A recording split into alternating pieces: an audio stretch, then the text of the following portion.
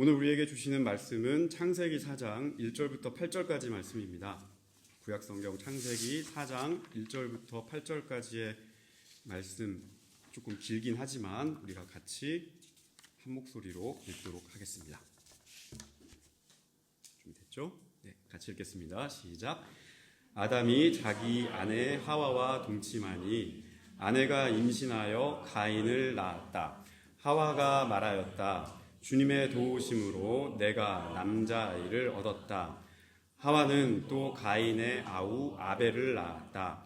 아벨은 양을 치는 목자가 되고 가인은 밭을 가는 농부가 되었다. 세월이 지난 후에 가인은 땅에서 거둔 곡식을 주님께 제물로 바치고 아벨은 양떼 가운데서 맛배의 기름기를 바쳤다. 주님께서 아벨과 그가 바친 제물은 반기셨으나 가인과 그가 바친 제물은 반기지 않으셨다. 그래서 가인은 몹시 화가 나서 얼굴빛이 달라졌다. 주님께서 가인에게 말씀하셨다. 어찌하여 내가 화를 내느냐? 얼굴빛이 달라지는 까닭이 무엇이냐? 내가 올바른 일을 하였다면 어찌하여 얼굴빛이 달라지느냐? 내가 올바르지 못한 일을 하였으니 죄가 너의 문에 도사리고 앉아서 너를 지배하려고 한다. 너는 그 죄를 잘 다스려야 한다. 가인이 아우 아벨에게 말하였다. 우리 들로 나가자. 그들이 들에 있을 때에 가인이 그의 아우 아벨을 쳐 죽였다. 아멘. 자, 창세기 4장 1절부터 8절의 말씀을 통해서 오늘 우리에게 주시는 하나님의 음성을 들어보고자 합니다. 창세기 4장 초반에 이 나오는 말씀, 우리가 잘 아는 말씀이죠. 인류 최초의 살인 사건이 등장합니다. 가인과 아벨의 이야기입니다. 앞서 3장에서는 가인과 아벨의 어머니, 부모인 아담과 하와가 에덴 동산에서 쫓겨나게 되죠. 이 쫓겨나게 된 뒤에 우리 인류는 그때부터 이 죄라고 하는 문제와 씨름하게 됩니다. 이 죄가 우리에게 항상 붙어 다니는, 그거를 성 아우구스티누스라는 옛날의 학자는 그걸 원죄라고 얘기를 했습니다. 이게 우리에게 이제 붙어 있는 그런 이야기가 됩니다. 아담과 하와가 뱀의 유혹에 넘어갔습니다. 그래서 하나님께서 선과 악을 알게 하는 그 나무의 열매를 먹지 말라라고 하셨지만 그 열매를 먹게 되죠. 먹은 뒤에 이 인간은 죄악의 굴레에서 벗어날 수 없는 그런 존재가 됐습니다. 다시 말해서 이 죄가 언제나 우리를 그림자처럼 따라다니게 됐다는 말입니다.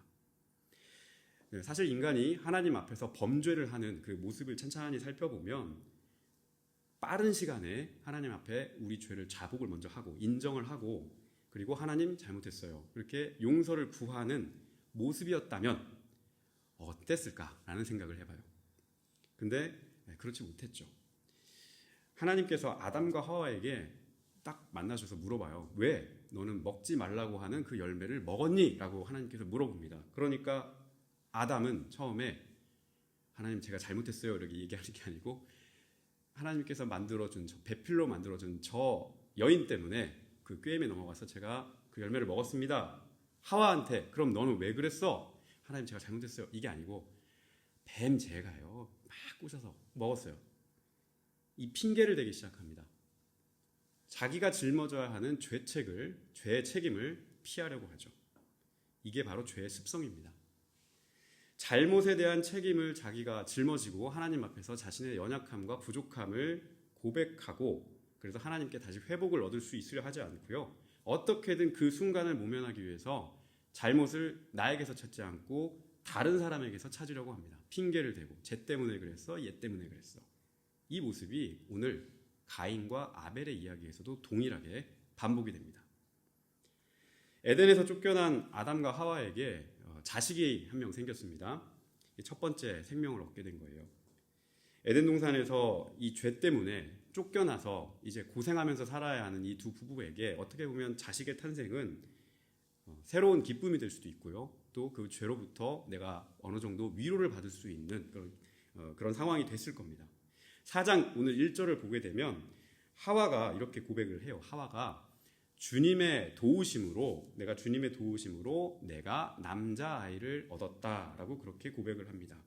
어떻게 보면 하나님께 내가 저주받아서 또 하나님께 내가 버림받아서 나는 이렇게 살아가야 되는 건가 라고 생각할 수도 있었겠지만 새로운 생명이 다시 잉태하게 됨으로써 하나님께서 나를 버리지 않으셨구나, 하나님께서 나를 도와주시는구나, 이렇게 고백을 하는 순간입니다. 이 가인이라는 첫 아들, 이 아이의 탄생은 아담과 하와 이 두 부부에게 아마 큰 힘이 됐을 겁니다. 큰 힘이 됐을 뿐만 아니라 하나님께 대해서 좀 이렇게 미적지근했고 내가 하나님께 버림받은 거 아닌가라고 하는 그런 마음, 불편한 마음, 이런 마음, 또 믿음, 이런 것들도 회복되는 그런 사건이었을 겁니다. 또 얼마 지나지 않아서 기쁨이 배가 됐어요. 동생인 아벨이 태어났습니다. 똑같이 새로운 생명이 태어나게 된 겁니다.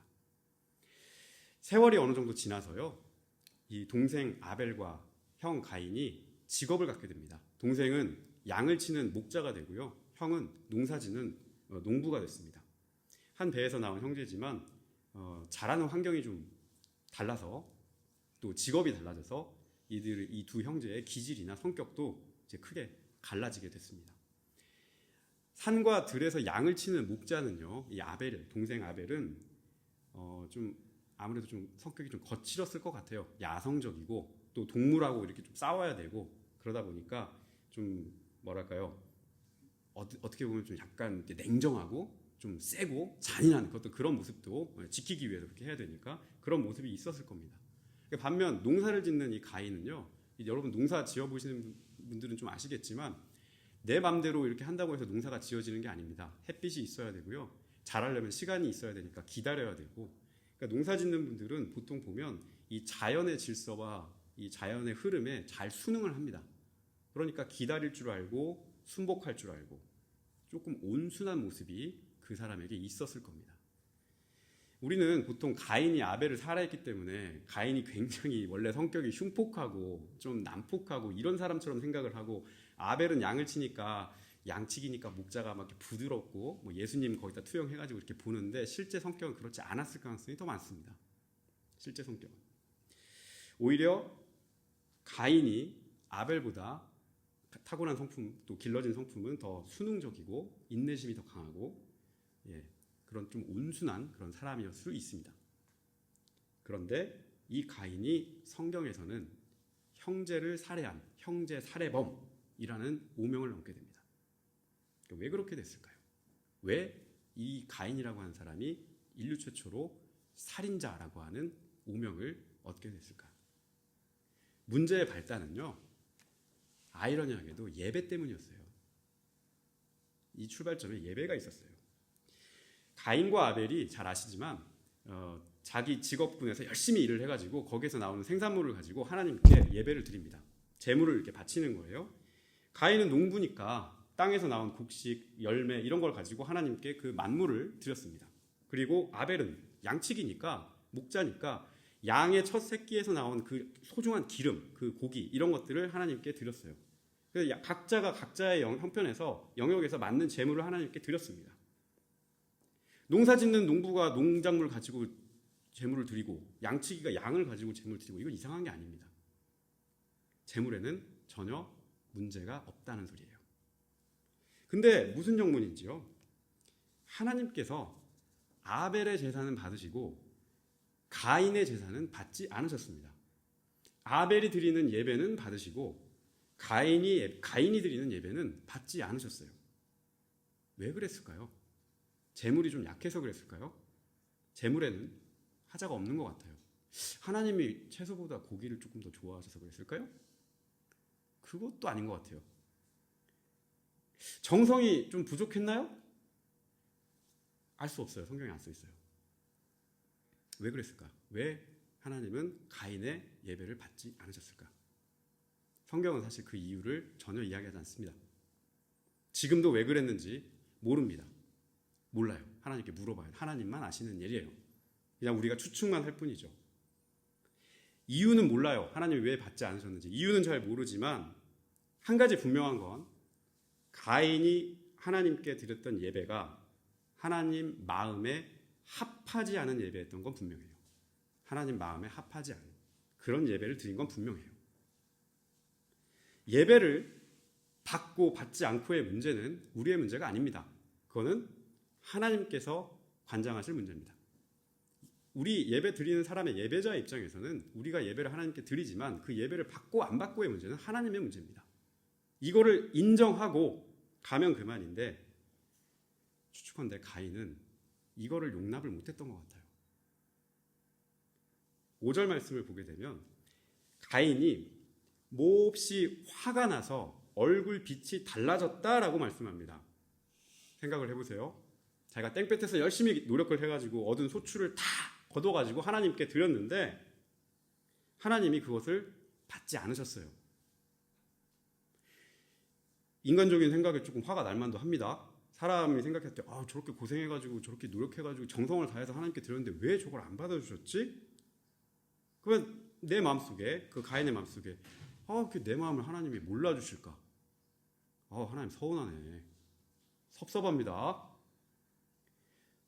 곱씹어 보니까 또 본전 생각도 나네. 계속 화가 치밀어 오르죠. 자기 안에서 끝없이 생각하니까 또 열받고 또 화가 나고 그걸 쌓고 누적하다가 낯빛으로 나온 게 그게 분에 가득 찬 얼굴에 나왔다. 그 얼굴빛을 하나님 앞에서 감추지 못했다라고 성경이 말을 합니다. 이거 원문에 보면요. 한 대 맞은 것 같아서 얼굴이 마비된 것처럼 강하게 이 표정이 굳어버렸다. 그런 뜻이에요. 너무 화가 나서 사람이 안면이 딱 경직되는 모습 있죠. 그런 모습. 문제가 바로 거기에 있었습니다. 아까도 말씀드렸지만 예배를 받고 받지 않고의 문제는 근본적으로 하나님의 문제입니다. 사람이 어떤 치성을 드리고 정성을 다하고 재물의 양이 많고 재물의 질이 어떻고 이게 본질이 아니에요. 예배의 주인은 하나님이시고 그 예배를 선택하는 분은 하나님이시란 뜻이에요. 우리가 예배드리는 입장에서 이것을 인정해야 돼요. 기본적으로 하나님께서 그 예배를 받으신다. 우리가 잘했으니까 하나님이 받으셨겠지. 이 생각도 하면 안 돼요. 하나님이 받으신다. 이걸 인정하고 들어가야 돼요. 자꾸 하나님의 문제를 내 편에서 상상해가지고 이렇게 계산하고 이렇게 재단하고 이럴 것이다 저럴 것이다 이거 하지 말라는 소리입니다. 하나님이 정하신 그 경계를 넘지 않아야 된다는 게 우리 인간의 본분이라는 뜻입니다. 오늘 말씀에서 우리에게 그렇게 말씀하신 거예요. 앞장에서 3장에서도 아담과 하와가 하나님께서 원래 정해놨던 경계가 있었습니다. 그 경계를 넘지 말았어야 했어요. 근데 그냥 넘어갔죠. 뱀의 말을 듣고 그 문턱을 넘어가서 선악을 알게 하는 그 열매를 먹은 결과가 어떻게 됐습니까? 뱀은 너의 눈이 밝아져가지고 하나님처럼 될 거야 라고 그렇게 미혹했지만 실제 그렇게 됐습니까? 결과는 하나님의 저주를 받아서 고생길이 열렸습니다. 인간에게. 가인도 지금 부모와 똑같은 실수를 하나님 앞에서 하고 있는 겁니다. 가인이 그냥 단순하게 하나님 앞에서 예배 안 받아준 그 섭섭함이 아니라 분노, 그걸 넘어서 분노까지 느끼는 그 이유가 무엇이었을까요? 그 가인이 지금 얼굴에 감출 수 없는 그 분노를 일으키는데 그 분노의 뿌리에는 뭐가 있을까? 거기에는 바로 하나님이 아니라 하나님께 예배드리는, 하나님께 내가 잘했다라고 생각하는 자기 자신이 있습니다.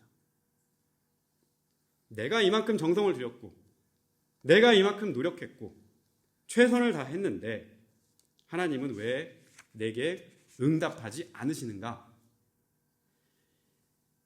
내가 이만큼 준비를 해서 하나님께 정성을 다해서 예배를 드렸는데 하나님은 왜 내 예배를 안 받으셨는가? 그것만 생각하고 있는 거예요. 내 예배가, 내 정성이 과연 하나님께서 원하시고 맞는, 하나님께서 좋아하시는, 하나님 뜻에 맞는, 그 마음에 맞는 방향인가? 내가 지금 여기 앉아있고 예배 드리는 이 마음이 하나님 마음에 합한 그런 마음인가? 이런 마음은 생각을 안 한 거죠. 그냥 내가 가져온 거, 준비한 거, 이걸로만 예배 드리면 받으시겠지. 하나님이 뭘 원하시는지는 생각을 안 한 거죠. 이게 가인의 크나큰 실수입니다. 제가 예전에 말씀드린 적이 한 번 있어요. 이 예배라고 하는 말의 원래 뜻은요, 히브리 말로 하보다라는 말이에요. 하보다. 잊어버리셔도 돼요. 근데 이 말에 담겨 있는 의미가 되게 여러 가지가 있어요. 첫 번째 봉사, 섬김, 그리고 뭐가 있냐면 노동, 일이 있어요. 일. 여러분 일상에서 생활하시는 것도 직업을 가지고 생활하시고 공부하시는 것도 다 예배의 일환이라고 생각하셔야 돼요. 그 여러분의 직업과 여러분의 일과 여러분이 공부하시는 모든 그게 예배예요. 성경적 관점에서. 이 예배가 그 방향이 하나님의 뜻에 맞는지 하나님 마음에 맞는지 생각하셔야 돼요. 그 마음에 맞게 내가 지금 일을 하고 있는지 그 마음에 맞게 내가 지금 준비하고 있는지 이거를 물어보셔야 되고 항상 점검하셔야 됩니다. 그것을 항상 하나님 앞에서 확인하셔야 돼요. 안 그러면 헛수고합니다. 헛힘써요. 정성을 다 했는데 왜 그래? 이 질문을 하셔야 돼요. 이걸 항상 점검하셔야 돼요. 하나님, 일터에 나가기 전에 내 손과 발로 움직이는 이 모든 일이 하나님 뜻에 맞게 하나님 마음에 맞는 그런 일이 되기를 원합니다. 그렇게 기도하고 떠날 수 있기를 바라요. 가인의 문제는 이걸 묻지 않았던 거예요. 가인의 눈에는 내 예배가 지금 하나님의 뜻에 맞는 예배인가 그렇지 않은가 이게 보이지 않은 거예요. 그러니까 지금 하나님께서 자기 예배를 받지 않은 이 상황을 못 받아들이는 겁니다. 죄의 가장 큰 문제는 자기가 자기를 질책하지 못하는 데 있습니다. 다시 말하면 나를 이렇게 객관적으로 떨어뜨려 놓고 보지 못하는 이게 죄의 출발점입니다. 내가 잘못할 수 있고 내가 하나님 앞에서 잘못될 수 있다라고 하는 걸 인정하지 않고 내 노력만 계속 보는 거예요. 그러니까 자기 연민을 자꾸 품죠. 자기 정당화를 하죠. 계속 자기를 합리화하려고 하죠. 내 바깥을 보지 못하고 자꾸 나만 쳐다보려고 하니까 그 틀에서 벗어나지 못하는 겁니다. 우리가 오늘 가인에게서 볼 수 있는 죄의 가장 중요한 문제입니다. 하나님께서 바로 이 가인의 모습을 오늘 질책하십니다. 7절 말씀을 보게 되면 가인아 내가 올바른 일을 하였더라면 어찌하여 네 얼굴빛이 달라지겠느냐라고 하나님께서 묻습니다. 조금 더 구체적으로 말씀드리면 네가 예배를 내 마음에 맞게 잘 준비하고 그 마음으로 정성을 다해서 드렸더라면 어찌 너가 떳떳하지 못하고 어찌 너가 분을 하겠느냐. 내가 그렇게 받지 않았다라고 해서 그렇게 화를 낼 일이냐 분을 품을 일이냐라고 하나님께서 되물으시는 겁니다. 하나님께서 가인의 예배가 올바르지 않은 예배, 하나님 마음에 맞지 않았다는 그 예배라는 걸 지금 짚어주고 계시는 거예요. 하나님의 마음, 그 틀, 여기에서 벗어난 예배, 하나님 마음에 이렇게 합하지 않은 예배, 이런 예배를 드려놓고 하나님께 불만을 제기하고 하나님께 앞에서 낯빛이 변하고 이런 모습, 이것이 바로 하나님께서 우리에게 말씀하시는 바로 죄라는 겁니다. 죄의 원래 뜻은 관역에서 벗어났다는 뜻입니다. 화살을 팍 쏘면 관역에 딱 들어가야 되는데 관역에서 벗어났다. 이게 죄의 원래 뜻이에요. 여러분들 관역 딱 갖다 놓고 열심히 화살 땡기고 총 쏴보십시오. 관역에 맞아야 그게 의미가 있죠. 옆에다가 계속 열심히 집중을 다해서 옆에다 계속 열심히 쏴보세요. 그게 뭐가 되는지. 이게 죄라는 거예요.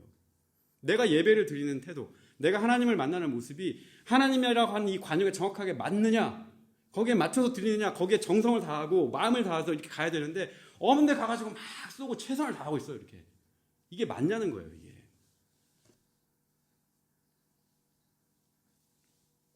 오늘 가인이 하나님께 드리는 예배가 바로 그런 모습이었다라고 우리가 생각해 볼 수 있습니다. 가인을 향한 하나님의 질책은 하나님의 뜻과 마음에 합당치 않은 그 예배 때문이었습니다.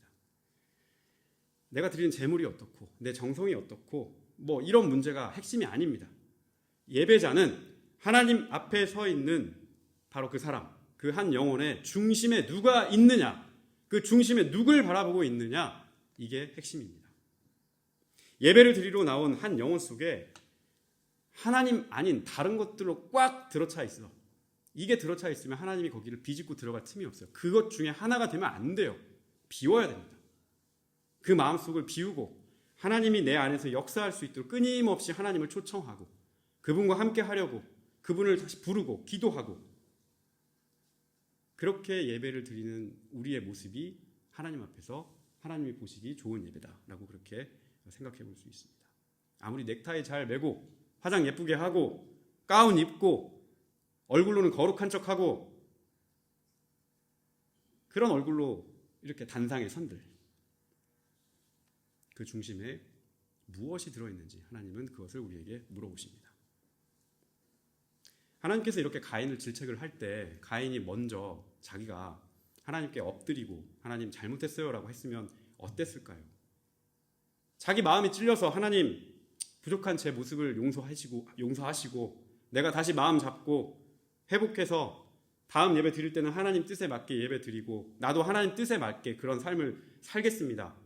내가 많이 부족합니다. 저를 좀 도와주십시오. 내가 하나님 뜻에 맞게 그렇게 예배하고 말씀대로 살고 싶은데 몰랐어요. 하나님 알려주세요. 깨우쳐 주세요. 회개할게요. 고칠게요. 라고 그렇게 솔직하게 하나님 앞에 엎드렸다면 어땠을까요? 그랬으면 어땠을까? 그런데 가인은 또 여기에서도 기회를 잃어버려요. 뉘우칠 기회가 분명히 있었고 그럴 시간도 있었지만 그 마음속에는 버림받았다. 어떻게 나를 이렇게 할 수가? 라고 하는 그 분노와 죄성만 계속 확대 재생산되고 있었던 겁니다. 다른 생각이 비집고 들어갈 틈이 없을 정도로 그는 이제 죄의 화신이 됐습니다. 그래서 하나님께서는 7절 말씀에 가인에게 묻습니다. 죄가 너를 지금 지배하려고 하니 너는 그 죄를 다스려야 한다라고 말씀하셨습니다. 지금 죄를 스스로 통제할 수 있는 상황이 아닌 거예요.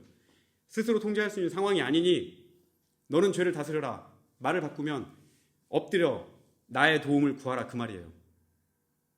네 스스로 지금 죄를 통제할 수가 없는 상황이니까 엎드려 나에게 지금 도움을 구해라고 그렇게 하나님께서 다시 기회를 주시는데 가인은 이마저도 또 귀 기울여 듣지 않습니다. 끊임없이 그 안에서 죄가 돌아갑니다. 사랑하는 여러분, 이런 죄의 결과가 어땠습니까? 그 결과가 바로 오늘 마지막 절 8절입니다. 가인은 하나님에게 예배를 거부당했다는 이 분노를 누구에게 풀었냐? 죄 없는 동생에게 그 죄를 풀었습니다. 말씀에 보면 아벨이 가인을 놀렸고 하나님이 내 예배는 받았다 이렇게 잘난 척을 했습니까? 그런 거 전혀 없어요. 그런 이야기 하나도 나타나지 않습니다. 가인이 그냥 자기 죄에 꼽혀가지고 화풀이할 대상을 찾았던 겁니다. 쟤 때문이야 라고. 그래서 이 가인을 완전히 사로잡아 놓은 이 죄 때문에 가인은 뱀과 똑같은 행동을 하기 시작합니다. 동생을 꼬여요. 야, 들러 나가자. 저쪽 가서 들판에 나가서 좀 잠깐 이야기 좀 하자. 동생 입장에서 생각을 해보면 형이 좀 시리에 빠져 있고 뭔가 좀 형을 좀 위로해주고 싶은 그런 마음도 있었을 수도 있고 이야기도 좀 나누고 또 형 다음에는 잘하면 되지 라고 이렇게 격려도 좀 하고 그럴 시간으로 동생은 생각하고 나갔을지도 몰라요. 그런데 이 망할 놈의 죄에 사로잡혀 있는 이 가인은요, 그런 생각이 애당초 없었어요. 8절에 나오는 마지막 절에 쳐 죽이니라 라고 하는 말이 나오죠. 쳐 죽이니라. 이 말은요, 원래는 죽일 마음을 품고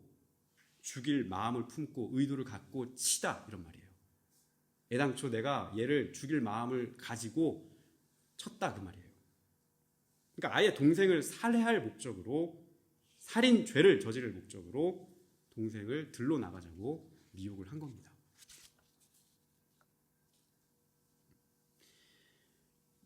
앞장에서도 봤던 하와와 뱀의 이야기 그리고 오늘 가인과 아벨의 이야기를 통해서 이 죄라는 것이 전염되고 퍼지는 게 얼마나 무서운지를 여러분 기억하시기 바랍니다. 그리고 그 죄가 퍼졌을 때, 확장됐을 때 이거 돌이키기가 너무너무 힘들다는 것도 여러분 기억하시기 바라요. 우리가 죄를 돌이키지 않고 이 죄와 단절하지 않으면 얼마나 심각한 일이 우리에게 벌어질 수 있을지 상상할 수가 없다는 것도 여러분 기억하시기 바라요. 성경은 예배를 받지 않은 그 처음 출발, 이 아주 작은 사소한 것에서부터 시작했던 이 마음, 돌이킬 수 있는 시간, 이 순간이 굉장히 많았음에도 돌이키지 못하고 죄를 계속 키워서 결국 어디에 이르렀냐? 형제를 살해하는 데까지 이르렀다라고 하는 것을 우리에게 보여줍니다. 가인과 아벨의 이 비극은요, 우리 안에 지금도 꿈틀대고 있는 죄성 때문이었습니다. 죄란 우리가 무시무시하게 생각을 하지만 그 출발점은 굉장히 사소할 수 있습니다. 죄는 하나님의 어떤 틀이 있고요. 하나님께서 만드신 어떤 선이 있는데 그 선과 틀을 벗어나는 일에서부터 출발을 합니다. 우리가 방심할 수 있는 일이 될 수도 있고 굉장히 사소한 일이 될 수도 있습니다. 출발점은 우리가 알게 모르게 그냥 시작할 수도 있습니다. 그런데 어떻게 가다 보면 하나님께서 하나님의 사람들을 가만 놔두지 않으세요. 죄 짓는 하나님의 사람들을 가만 놔두지 않고 어떤 사건으로 또 사람을 통해서 또 여러분 기도하는 가운데 말씀을 통해서 하나님의 음성으로 여러 가지 모양으로 우리 삶에 개입을 합니다. 하지마, 멈춰, 돌이키자, 이런 식으로요.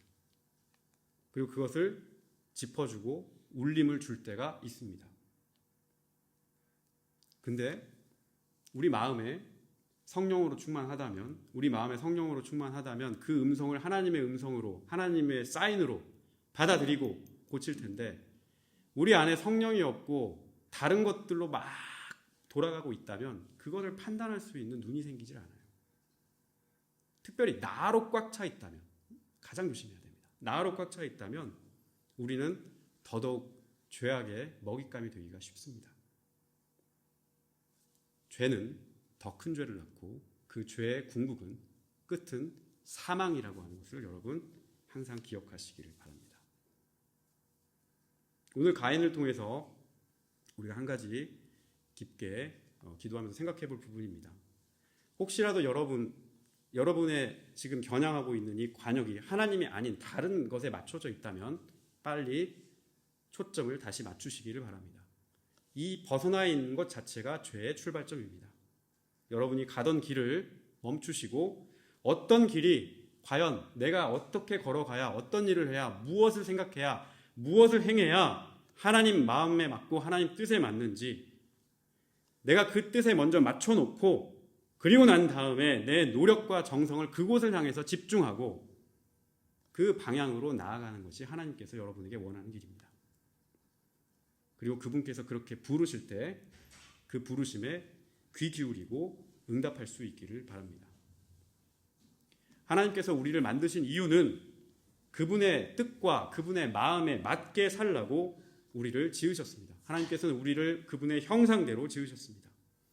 하나님 뜻에 합당한 그 예배와 삶이야말로 우리에게 가장 큰 복이고 하나님의 은혜라는 것을 여러분 기억하시길 바랍니다.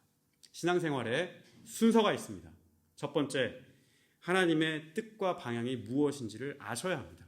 그 방향을 먼저 보시고, 두 번째, 내 뜻과 내 바람을 거기에 맞춰가는 겁니다.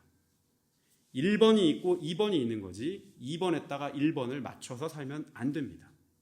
이거를 꼭 기억하시기를 바랍니다. 이 순서를 기억하시고 이번 한 주도 내게 허락하신 하나님의 뜻이 무엇이고 내게 허락하신 하나님의 방향은 무엇인지를 깊게 생각해 보시고 그 뜻에 맞게 살아갈 수 있도록 기도하시고 하나님의 은혜를 구하는 한 주의 삶이 되시기를 주님의 이름으로 부탁드리겠습니다. 우리 이 시간 말씀을 생각하면서 잠시 기도하시겠습니다.